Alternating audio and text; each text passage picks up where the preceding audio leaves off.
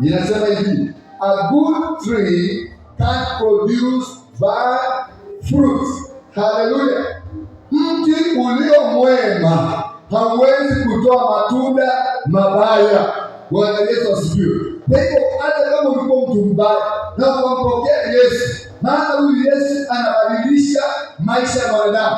Once you are being transformed by the salvation that comes from our Lord Jesus Christ, unahitajika kuwa ni mwenye kutenda yaliyo mema, maana mti ulio mwema hauwezi ukatoa matunda yaliyo mabaya. Bwana Yesu asifiwe. Unfortunately, there are some of us, even after we are saved, tunaendelea kutoa matunda yaliyo mabaya.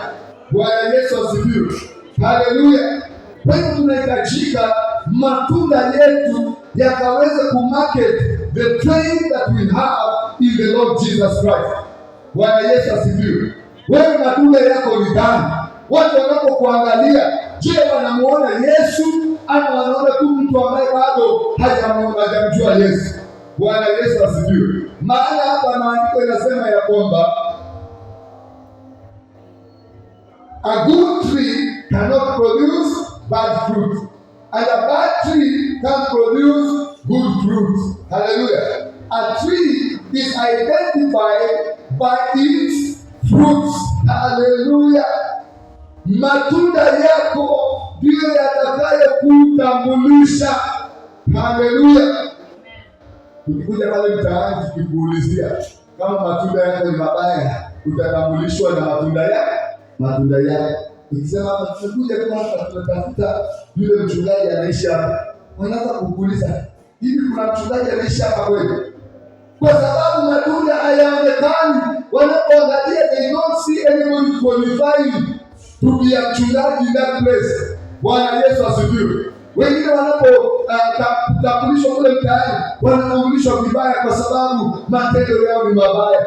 Haleluya. Tunahitajika kujua ya kwamba it is expected of us after we have received the Lord Jesus Christ, matunda yetu yaweze kuambatana na imani tuliyo nayo. Bwana Yesu asifiwe. Yesu ni mtu ulio mwema, ni mzabibu wa kweli. Unapompokea, hata wewe unakuwa sehemu ya mzabibu wa kweli. Matendo yako yanakuwa ni matendo yaliyo mema. Bwana Yesu asifiwe. Maandiko yanakwambia kwamba there is no way a vine can produce a fruit of a wild vine. Hallelujah. Wewe kama katika maisha, kila kitu ambaye ni nzuri waka na counterfeit yake. Unaona machungwa, unaona ukitembea kwa mbogani utakuta kuna machungwa mwitu. Bwana Yesu asifiwe. Kama ni maembe utakuta lazima kuna maembe mwitu. Bwana Yesu asifiwe. Haleluya.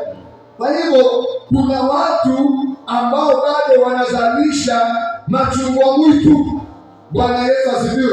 Unaona ni chungwa, lakini ukijaribu kuichambua ukule unakuta ikuliki kwa sababu ni machungwa mwitu. Bwana Yesu asifiwe.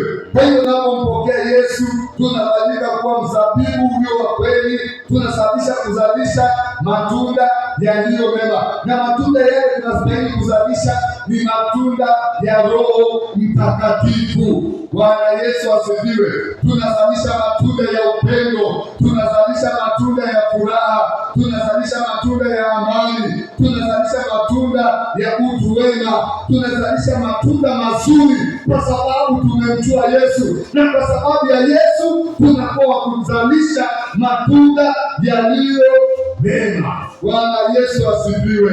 Nisaidie kuambia jirani, zalisha matunda mema.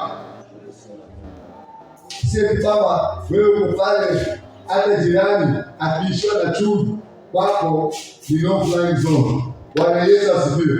Kwa sababu hawaoni matunda mema. Sikatai uchumi imeweka watu kona mpaka kila kitu kinakuwa under budget, lakini sometimes you need to display good works to your neighbors. Bwana Yesu asifiwe. Haleluya. Wewe umefanyika mzabibu wa kweli na unastahili kuzalisha matunda yaliyo mema.